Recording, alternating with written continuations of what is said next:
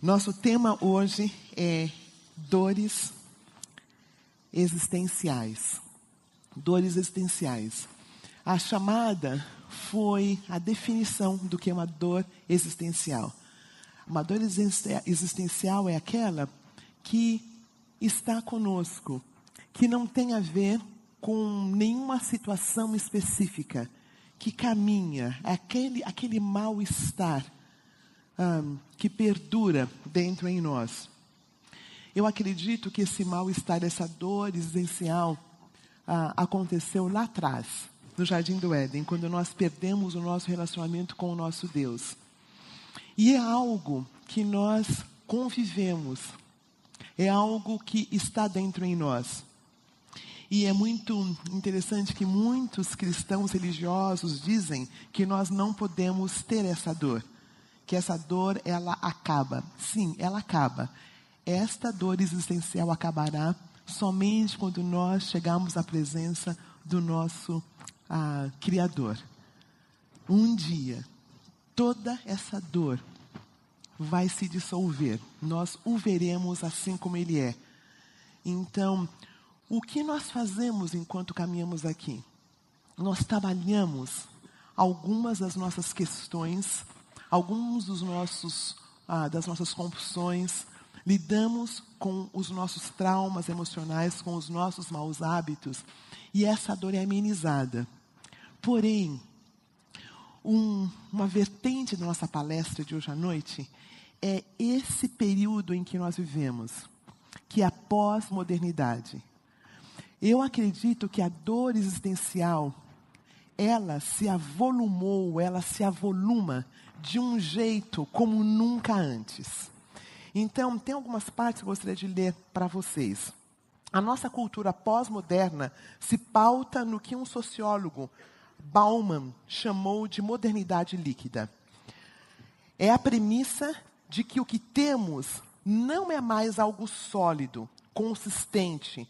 Parece que os valores da sociedade, que os nossos próprios valores, está se esvaindo pelas nossas próprias mãos. Os valores pessoais ao nosso redor não têm mais integridade, não têm mais robustez, não têm mais solidez. Outrora, as negociações eram feitas com aperto de mão. Outrora, a palavra que era dita não voltava atrás. Outrora, não tinha certidão negativa. Não precisávamos reconhecer firma, porque a palavra que era dada era uma palavra que podia se confiar, que não voltaria atrás. Era uma questão de cultura, era uma questão da época de então. Eram valores que eram arregimentados pela moral. O que acontece nos nossos dias já não é a mesma coisa. Nos nossos dias, nós precisamos fazer reconhecimento de firma. Quando nós compramos um carro de um amigo, nós precisamos, de qualquer forma, provar que foi pago. É uma questão cultural. É uma questão cultural. Segundo Bauman, o conceito dessa modernidade líquida vem de uma liquefação que sofrem os diversos alicerces sociais que sustentam e servem como padrões de referência na nossa ordem civilizatória, como a família e relacionamentos. Todos esses alicerces foram desconstruídos, perderam a solidez. Estes alicerces têm mudado de formato, têm mudado de configuração. Então, a questão família, ela tem uma nova maneira de ser olhada. A questão trabalho tem uma outra maneira de ser olhado a partir dessa modernidade. Pode passar o próximo, por gentileza. Os alicerces sociais estão se tornando líquidos. Como sociedade, temos escolhido algo para colocar no lugar desses valores que estão liquefeitos. E como sociedade, nós escolhemos o consumismo. O consumismo, pode deixar aí. O consumismo tem sido o que nós temos usado para lidar com essa liquefação, com esses alicerces que não são mais seguros. Então a sociedade se tornou uma sociedade consumista. É muito dito, é muito claro que tem sido dito. Nos é dito, nessa pós-modernidade, não só podemos, como devemos ser felizes. Para isto, basta consumir.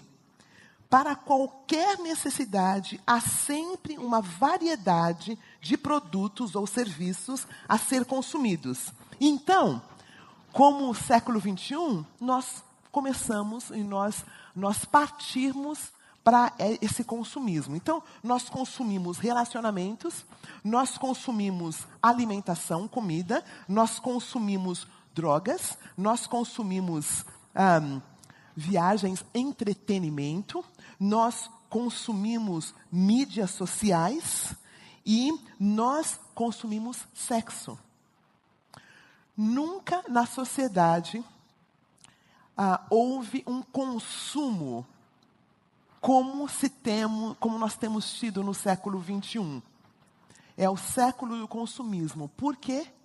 Porque é um sintoma desses valores que não são mais sólidos, de relacionamentos que não mais são sólidos, de valores que não são sólidos. Então, nós partimos para esse consumismo. A pós-modernidade usa o consumismo para dar conta da dor existencial, que está mais clara e está se difundindo nesse mundo. Para qualquer necessidade, há uma variedade de produtos ou serviços a serem consumidos. Nós temos o disque sexo, nós já temos o disque comida. Eu não preciso. Imagine que há um tempo atrás, quando não tinha mercados, as pessoas plantavam o arroz, o milho, elas tinham os animais que providenciavam leite. Não tinha essa facilidade de ir no mercado e escolher que tipo de leite nós queríamos, que tipo de arroz nós queríamos. O pão também era feito em casa. Então, imagine esse tipo de vida, bem mais tranquilo, talvez mais saudável. Não estou dizendo que não havia dificuldades naquela época. Claro que tinha, as dificuldades daquela época. Mas nós estamos numa época em que nós pulamos do outro lado. O que era tão sólido antes, agora é muito mais diluído. A lógica do mercado oferece a ilusão de que conseguiremos atender todo e qualquer desejo por meio de produtos ou serviços. Porém, a nossa dor existencial não é falta de algo específico. É um estado em que estamos, que vem da queda, da perda de relacionamentos. Então, eu me arrisco em dizer que a cultura pós-moderna, com todas as mídias, com toda a questão de Facebook, de Instagram, de Twitter, nossos relacionamentos estão se tornando todos virtuais. Na nossa cultura, estamos perdendo a habilidade de olhar cara a cara, de abraçar, de termos relacionamentos que têm profundidade. Nossos relacionamentos estão baseados no like, né? Quando alguém, como que chama? Tem um like e tem um curtir, né? Quantos curtiram um post que eu fiz? Então, tudo se torna bem distante. Os relacionamentos bem distantes. E o que tem acontecido? O número de suicídios tem aumentado. Como sociedade. Os nossos adolescentes, nossas crianças que antes brincavam de bola de gude, de pipa, e aquelas brincadeiras que tinham um lugar para acontecer, na rua, no parque, nossos adolescentes, hoje em dia, eles ficam presinhos no mundo virtual. E existe, vou falar um pouquinho mais adiante, existe uma necessidade que foi colocada em nós pelo nosso Criador, que é de relacionamentos, de verdade, do toque, da conversa, de ouvir o outro, de ver o outro, que está nesse tempo pós-moderno cada vez mais escasso. E à medida que está cada vez mais escasso, a dor existencial está aumentando. As pessoas no século XXI, com tantas coisas, com tantas modernidades, têm morrido de fome. O próximo slide. Na verdade, eu olhei aqui, a pessoa está sabendo qual que é o slide lá. O desejo eternamente insatisfeito é o combustível para o mercado de consumo, cada vez mais acelerado e voraz. O consumismo permeia todo o nosso modo de vida, chegando a definir até mesmo a nossa identidade. O indivíduo, no pós-modernismo, é definido pelo o que ele tem, pelo que ele consome. O que constrói a identidade na pós-modernidade é o que eu tenho, é o que eu uso. Então, tem uma demanda muito grande. Essa identidade também é líquida. A identidade do pós-modernismo é líquida, porque é baseado no que eu tenho, é baseado na minha aparência, é baseado no que eu faço, na minha profissão. Então, é necessário estarmos atualizando o tempo todo quais são as últimas tendências. Nós precisamos conhecer as novas técnicas. Nós precisamos conhecer qual é o último modelo que está se usando no celular. E muitos de nós trocamos sem ter necessidade. Fazemos dívida, mas nós temos que ter aquele último modelo, mesmo que nós não exaurimos o modelo anterior. A outra questão é estarmos muito bem informados. Quem viu o último filme, quem teve acesso ao show mais badalado que aconteceu, precisamos atualizar-nos continuamente. E, sobretudo, precisamos estar em relacionamento, nem que seja virtual. Dá para entender a mentira desse século? E dá para entender como nós, de um jeito tão devagarzinho, que vai entrando dentro em nós, esse conceito de que eu sou o que eu tenho, o que eu apareço. E aí tem uma demanda muito grande. Tem uma palavra que eu esqueci qual é o nome dela agora, mas eu preciso estar muito bem fisicamente. Então, uma das maneiras, um dos consumismos hoje em dia é da aparência. Então, a academia não é só um lugar no qual eu estou trabalhando com a minha saúde. Eu tenho que, se eu sou homem, eu tenho que estar bombado. Nem que eu tenha que tomar alguma coisa para ficar bombado. Se eu sou mulher, eu tenho que estar fina. Nem que eu tenha que tomar remédios para emagrecer. E é uma insensatez, porque nós, latinas, temos uma miscigenação tão grande. Nós temos uma influência da África, de Portugal, índios, nós temos influências de tantos lugares. É impossível termos aquele corpo que a norte-americana tem, que a miscigenação é muito pequena. Então, é um sonho impossível. É um sonho impossível. E nós, nesse século XXI, essa dor existencial, ela nos fere e ela nos faz querer ter aquela imagem perfeita. E nós precisamos estar em relacionamentos. Em algum lugar, esse estudo, tem um último slide, que você não vai mostrar agora, mas eu gosto muito, porque fala sobre relacionamentos. Precisamos estar em relacionamentos. E muitas vezes nós achamos que relacionamentos tem que ser homem e mulher. Tem que ser namorado, tem que ser casado, termos um noivado. E a palavra de Deus diz que não é bom que o homem esteja só, mas não é necessariamente casamento. Eu posso ser solteira, estar em relacionamentos com amigos de um jeito saudável. Porque essa questão de achar que eu tenho que estar em relacionamento nos faz muitas vezes entrar em relacionamentos que não são saudáveis. E nós vamos falar um pouquinho mais sobre isso mais adiante. Então, eu queria falar sobre alguns exemplos. A necessidade de estar sempre tendo que me redefinir. Assistir o último filme, fazer o último curso, a ter o relacionamento com a pessoa mais interessante. Isso é parte desse mundo pós-moderno, em que eu sempre tenho que estar em movimento. Estar quieto, estar com minha alma aquietada, não é o que o pós-modernismo me ensina. Eu preciso sempre estar em movimento. Eu preciso sempre estar me definindo através de roupas, através de calçados, através da moda, através do consumismo. Se é uma pessoa religiosa, atrás da último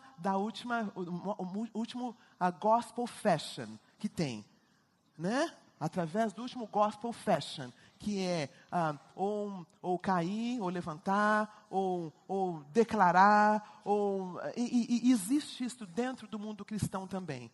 Existe isso dentro do mundo cristão. Aí, quero falar um pouquinho da liquidez, um exemplo. O casamento é um exemplo claro desta vida líquida. Não mais se casa com a ideia de se permanecer casado até que a morte o separe. Acho que tem mais um exemplo, tem uma foto bem bonita aí, Dani, pode passar. Isto. Aí vem mais um, por favor. O relacionamento dura enquanto o outro tiver utilidade. O ser humano foi rebaixado ao mesmo nível de objeto, ou seja, o mesmo também é visto como um produto que precisa apresentar utilidade. Se não for útil, será descartado e substituído por outro mais adequado para aquele momento de vida. É triste essa leitura, não é não? O outro, ele é meu companheiro, ele é meu cônjuge, enquanto ele tiver utilidade. Quando ele não tiver utilidade, então, eu simplesmente passo para o próximo relacionamento. Eu não estou dizendo que todos nós que passamos por divórcio foi por essa razão. Mas nós sabemos, mesmo nós que passamos por divórcios por razões várias e razões que não podiam ser remediadas, nós conhecemos relacionamentos em que simplesmente estão casados há bem pouquinho tempo, não foi o que eu pensei, ela não é o que eu pensei, ele não é o que eu pensei, então se descarta. Muito próprio do mundo pós-moderno. Aí, nós temos um outro exemplo desse mundo, dessa dor existencial, que tem a ver com o trabalho. O próximo, Dani. Antes, valorizávamos o fato do profissional passar anos, e muitas vezes toda a vida, em um mesmo emprego. Hoje, isto é visto como uma pessoa estagnada. O indivíduo está sempre sob o risco de se tornar um recurso indispensável, pois na avaliação do custo-benefício, seu valor pode não ser compensador à organização. Desta forma, ele não pode se prender emocionalmente a esse trabalho, pois acorda todas as manhãs sem saber se continuará tendo um emprego à noite. É uma relação superficial, liquefeita. Eu acho que esse é um ótimo exemplo.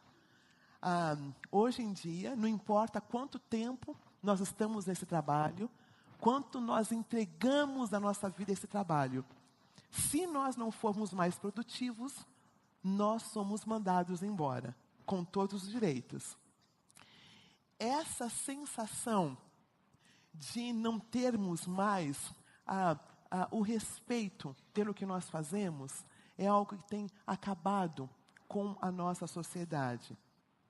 Uma questão interessante eu não estou dizendo que nós vamos ter que ficar parados, não procurar o que é novo. Eu só estou dizendo que muitas vezes é isso que acontece nesse século XXI.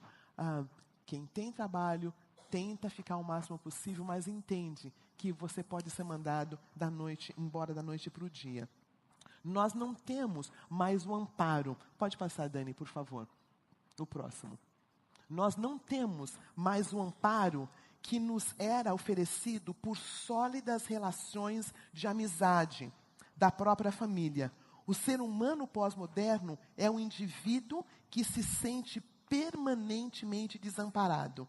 A figura é de quem é obrigado a tomar as rédeas de sua própria vida, porém, estas rédeas também são líquidas, são virtuais, não têm firmeza, escorregam pelas nossas mãos antes mesmo de nós apegarmos. Há um mal-estar, existe uma dor existencial que a modernidade fez com que ficasse mais avassaladora. O homem de hoje tem liberdade em demasia e não sabe o que fazer com ela. Ele anseia por um pouco de estabilidade. Ele busca alicerces que oferecem o mínimo de referência do que é sólido. Então, esse é o quadro. Esse é o quadro do pós-modernismo. Esse é o quadro do que tem acontecido conosco hoje em dia. Nessa segunda parte, última parte, eu gostaria de oferecer algumas sugestões. Como nós, que fazemos parte desse mundo, como nós podemos lidar com a instabilidade deste século? Como nós podemos lidar com a instabilidade dessa sociedade líquida, em que muitas vezes nós somos considerados simplesmente como um objeto? Como nós lidamos com isso? Então, a primeira sugestão que eu faço nesse estudo, reconhecer que estamos nesse momento de vida.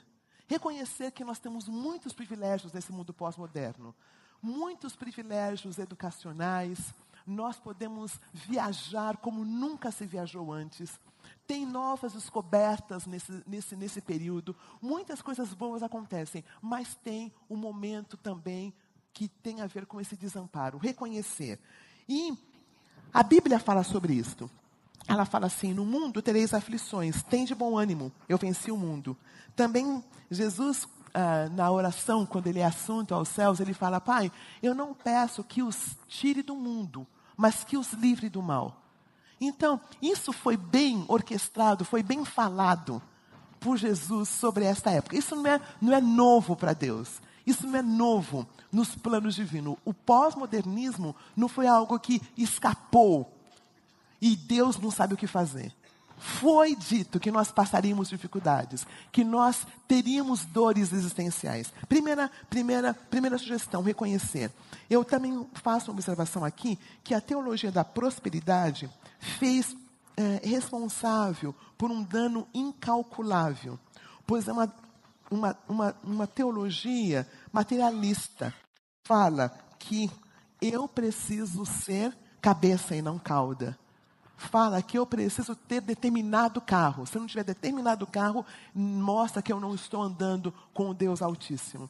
Então, entendermos que muitas coisas que vêm da religiosidade podem fazer com que essa modernidade, essa pós-modernidade, tenha muito a ver de mal para com a gente. Então, essa primeira sugestão, entender que nem tudo que se diz religioso é algo bom para nós.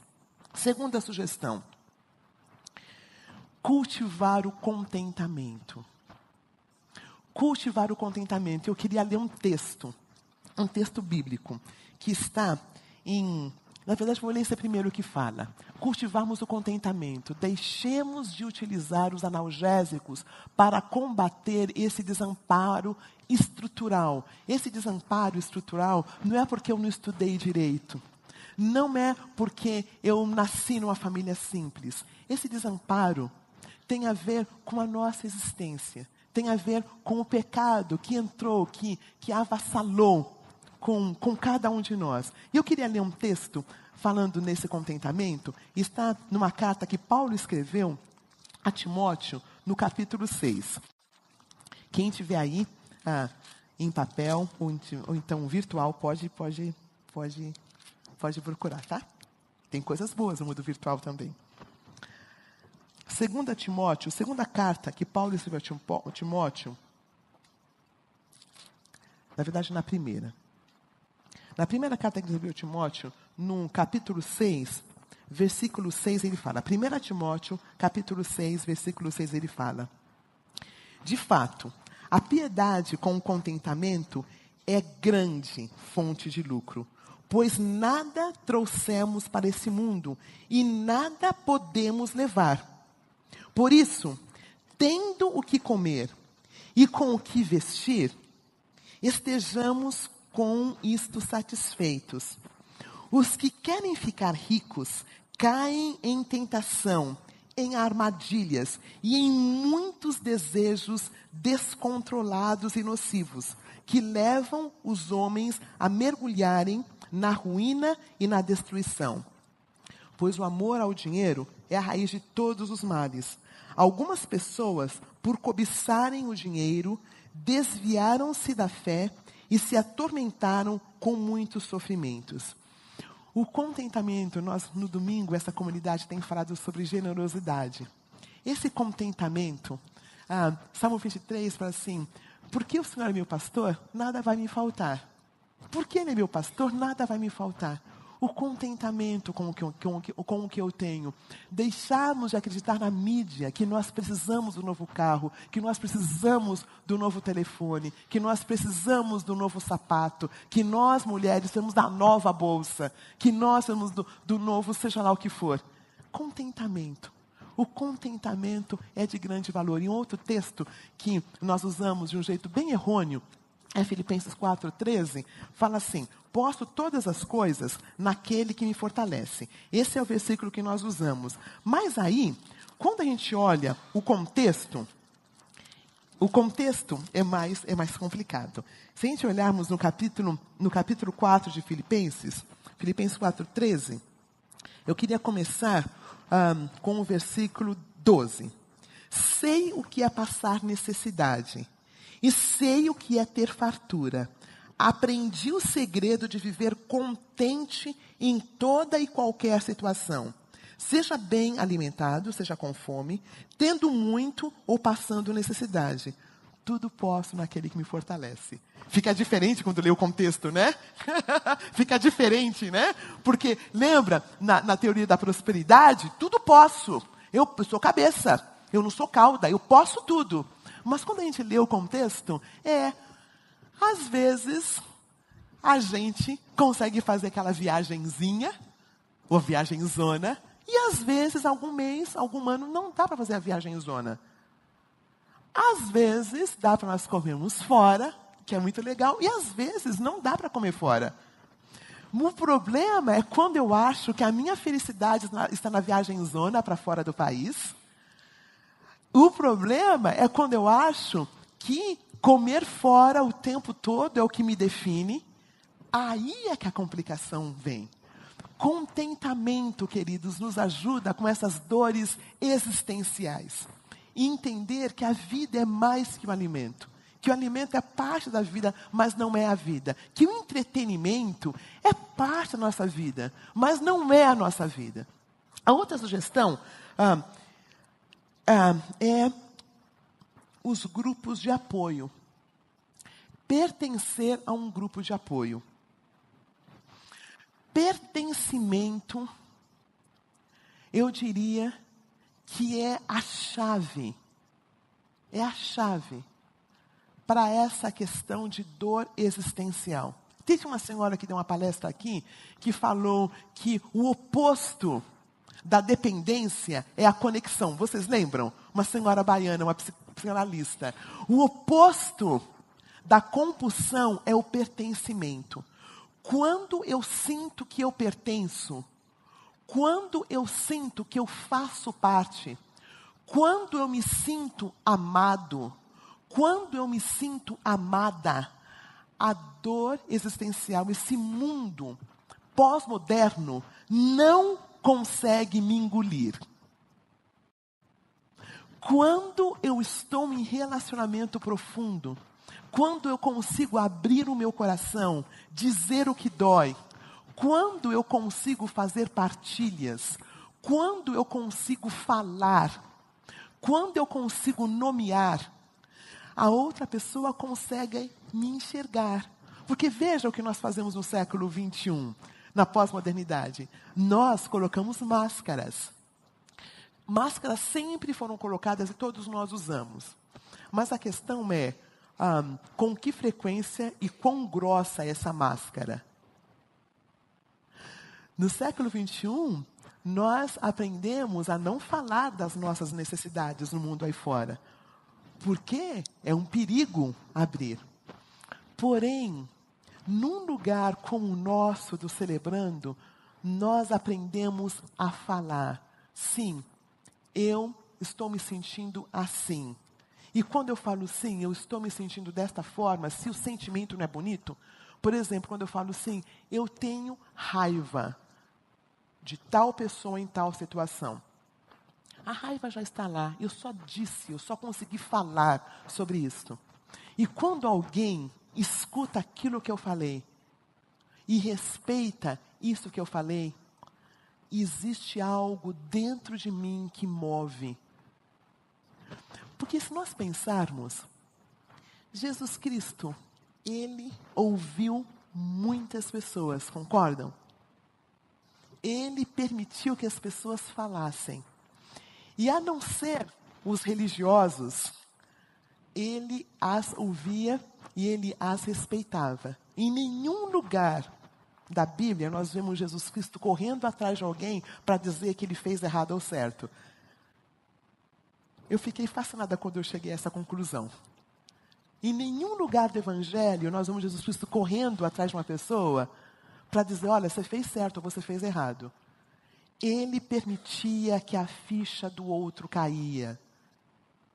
Jesus, o melhor exemplo de alguém que nunca passou por dor existencial. Ele respeitava o tempo do outro. Pertencimento, um lugar em que eu sou ouvido, um lugar em que eu sou amado, um lugar em que ninguém vai tentar me consertar, nos ajuda nesse processo de pós-modernismo, nos ajuda nesse processo de dor existencial. Porque é na amizade que Deus se apresenta a nós. É no relacionamento que Deus se apresenta a nós. É em eu estando em um grupo que algumas coisas internas acontecem. Muitas coisas lindas acontecem em consultórios psicanalíticos, terapêuticos, e é muito legal. Mas eu não comparo nada ao estar em grupo. Tem algumas coisas que acontecem num grupo que não acontecem no consultório. E eu sou psicanalista, tá bom? Não estou falando contra os queridos, não. Eu só estou dizendo que aquilo ali, mesmo que vocês falam, olha, eu estou indo na análise, mas eu também estou indo no Celebrando para complementar. Aí eu falo assim na minha cabeça, não, ele está indo no Celebrando, está indo na análise para complementar. Porque o negócio que acontece no grupo. Algumas coisas acontecem ali no consultório, mas quando se está no grupo se fala. Porque tem como a gente também sabotar o estar no grupo. A gente fica no grupo e não fala o que está sentindo. Então, eu acredito que essas dores existenciais, esse período pós-moderno, é combatido com o fato de estarmos em grupos, mas em grupos saudáveis. Olha as regras que nós temos. Aqui nós falamos 3 a 5 minutos na primeira pessoa. A segunda regra é que não tem conversa paralela, porque nós precisamos falar. Não se ouve mais a gente. Não se ouve mais a gente. As pessoas não se ouvem mais. Um lugar em que nós somos ouvidos. A terceira, aqui ninguém vai te dizer o que fazer ou o que não fazer. Nós respeitamos a sua história e o teu momento. E a outra, esse anonimato. Quando eu falo ali alguma coisa no grupo, fica no grupo. Pela graça de Deus, fica no grupo. Fica no grupo. Então, essa questão de entendermos que eu estou no lugar seguro. E a última é o nosso linguajar, quando nós estamos nesse momento de partilhar. A outra sugestão, dado nessa questão do pós-modernismo, dessas dores existenciais, nessa sociedade líquida, é é buscarmos o Criador para conseguirmos navegar contra a maré do mundo consumista. E o versículo que eu tenho aqui é Salmo 17, 15. Fala assim esse salmo: eu, porém, na justiça contemplarei a tua face. Quando acordar, satisfar-me-ei com a tua semelhança. O inventário diário. Buscarmos a face do nosso Deus. Nesse mundo em que nós não temos mais tempo para nada, nesse mundo em que nós corremos para lá e para cá, nesse mundo em que nós temos que fazer nossa pós, que nós precisamos estudar, que nós precisamos ir para a academia, nós precisamos ler, a demanda é imensa. Nossa, nós precisamos, queridos, um tempo para contemplar a beleza do nosso Criador. Nós precisamos um tempo para nos alimentar da beleza do nosso Criador. Um tempo em solitude. Nós vamos ter nesse fim de semana nosso retiro de inventário e alguns de nós, 100 e poucas pessoas, vão ficar quietinhas, em solitude, ouvindo o que Deus pode querer falar para a gente. Observando, é um lugar bonito, observando. Uma das maneiras de lidarmos com essa dor existencial, com esse mundo pós-moderno, que nós temos que estar ligados o tempo todo, sabendo o que está acontecendo, e sabendo das notícias, é termos um tempo de paz. Um tempo em que nós ficamos quietinhos, nos alimentar da beleza do nosso Deus. A outra sugestão é equilibrar a nossa vida com arte. Dentre elas a música, parque, vermos o que é lúdico. Jesus, que veio para salvar a humanidade, ele trabalhou quantos anos em tempo integral? Quantos anos, queridos? Não me conformo com um negócio desse. Como é que pode? Imagine se nós estivéssemos preparando a vinda, nós somos os marqueteiros da vinda de Jesus. Ia começar quando era novinho, né, não? Já pensou? Um super, 15 anos fazendo milagres, 7. Ele começou com quantos anos, queridos? 30 anos. Ele veio salvar quem mesmo? O mundo. Não é uma coisa meio assim para nós do século 21? Como assim salvar o mundo? Isso começou com 30 anos, trabalhou 3 anos. A minha área de recuperação, eu esqueci de falar, a minha área de recuperação tem a ver com o ativismo. Jesus não era ativista. Nesse sentido, né? Nesse sentido de fazer coisa, ativista, nesse sentido de fazer coisa. Jesus, o Salvador da humanidade, olhava os lírios do campo. Olhava os pássaros. Viveu num mundo em que não tinha que correr de lá para cá. Escolheu não correr de lá para cá. Lidar com nossas dores existenciais, lidar com esse mundo pós-moderno exige olhar o belo, a arte. Vermos onde tem arte, onde tem o belo para acalmar a nossa alma. Antepenúltima sugestão. Cuidado com o mundo virtual. Já imaginou quanto tempo nós gastamos olhando nossos WhatsApps? Nossas mensagens? Quanto tempo nós gastamos? Isto faz com que a gente fique mais longe das pessoas. Isto faz com que a gente se envolva em tantas áreas que não são necessárias. Vamos usar sim, com discrição. Tem coisa muito boa no mundo virtual. Notícias, tem coisa muito mais. Cuidado para não sermos engolidos pelo mundo virtual. Próxima. E essa aqui, queridos, eu queria não ter colocado, mas veio muito claro no meu coração para colocar. Então eu coloquei. E eu vou ler para vocês. É em 2 Timóteo, capítulo 4, versículo 8. Falei, Senhor, é para colocar isso no estudo? E eu senti que era para colocar. 2 Timóteo, capítulo 4, versículo 8. Paulo está falando com Timóteo, e ele fala assim. Ele está falando sobre a morte dele. Tem um filme muito bom sobre Paulo, viu? Eu gostei muito. Acho que tem esse texto lá. Agora me está reservada a coroa da justiça, que o Senhor, justo juiz, me dará naquele dia. Não somente a mim, mas também a todos os que amam a sua vinda. Queridos, vai haver um dia em que a vinda do Senhor vai acontecer. É bíblico. O nosso poder superior vai voltar. Não é animador, gente? Maranata, ora vem o Senhor Jesus. Vamos falar junto? Maranata, ora vem o Senhor Jesus. Queridos, a dor existencial vai acabar.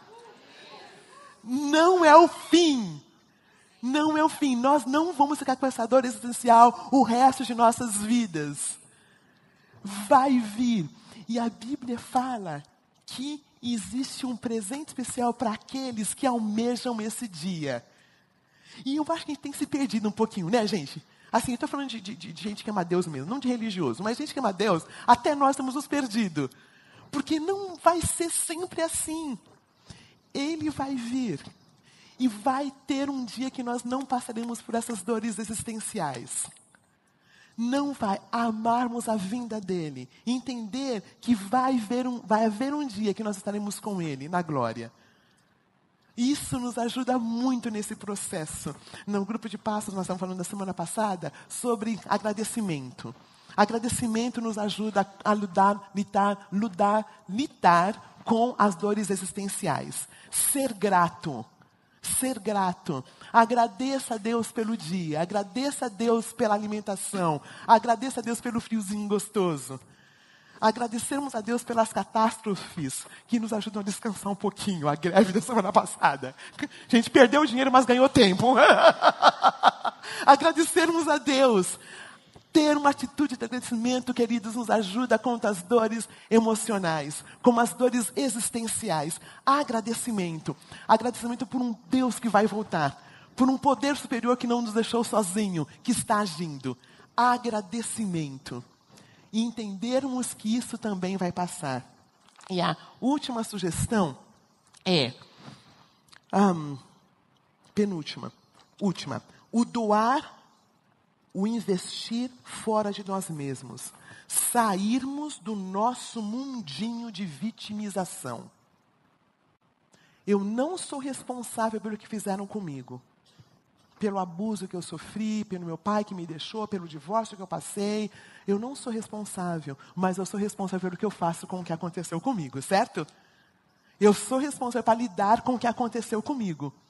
Eu sou responsável a lidar quando eu fui deixado, quando eu deixei alguém. Eu sou responsável pelo que eu faço depois do que aconteceu comigo. E entender que o mundo, ele prossegue. Então, entender que existe um processo no qual eu posso investir. No nosso programa é depois do 12º passo. Quando eu passei pelo programa todo, o 12º passo é quando eu começo a servir. Quando as dores já não estão sangrando mais. Elas estão lá, mas não sangram mais. E eu posso olhar para o outro. E por fim, isso, doar, investir fora de nós mesmos. E sairmos do mundinho da vitimização. E aí, pode passar o próximo, Dani, por favor? Somente com os nossos olhos fitos no poder superior Jesus Cristo, venceremos este mundo e século que aprofundam nossas dores existenciais. Somente em relacionamentos profundos podemos existir firmes até a vinda do nosso Senhor e Salvador. Sozinhos nós não conseguimos lidar com esse mundo pós-moderno e com essa dor existencial. E o último, que eu achei tão lindo, o que o querido Renan colocou. Queria que nós lêssemos esse verso. Não é bom que o homem esteja só. E o Renan escolheu um grupo de amigos. Um grupo de amigos. Porque a gente olha esse versículo e sempre pensa que é um relacionamento homem e mulher. Amizades, queridos. Mesmo as pessoas que estão em relacionamentos, precisam de amigos. E aqui é o lugar para termos amigos, amém? aqui é o lugar, no nosso grupo de apoio, no nosso grupo de passos. Né, Eliane? Né, nos ajudando com todo o nosso retiro. Este é um lugar em que nós fazemos amizades.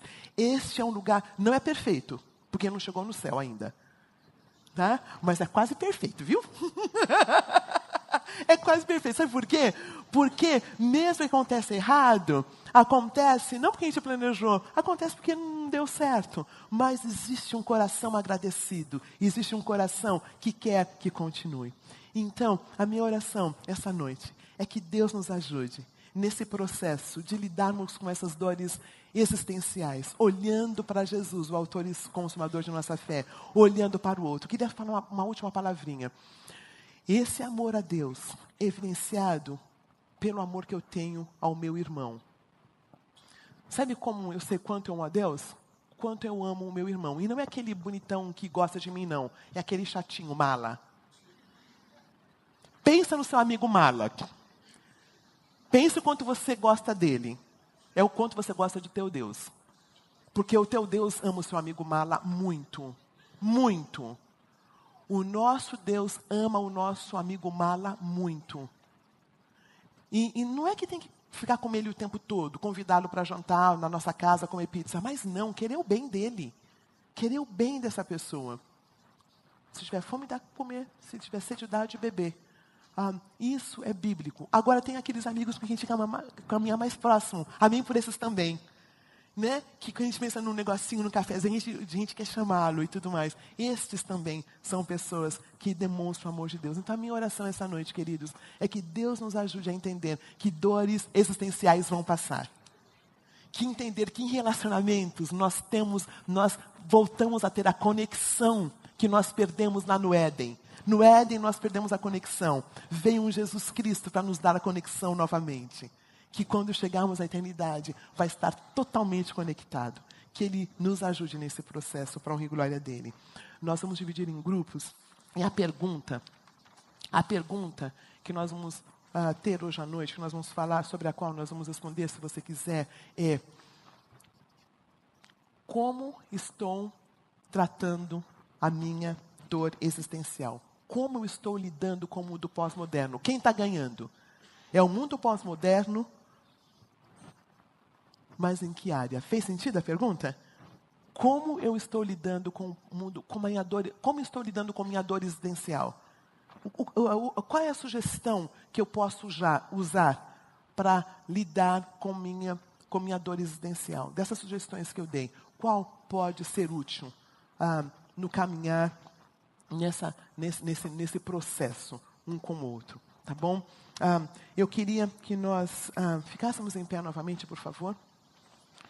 E nós vamos terminar esse momento com a oração pontual. A oração vai ser um abraço. Abraço pode ser uma oração. Abraça quem tá perto. Se você também não quiser abraçar, fique à vontade. Mas um último abraço. Esse é o antídoto da nossa dor existencial do pós-modernismo.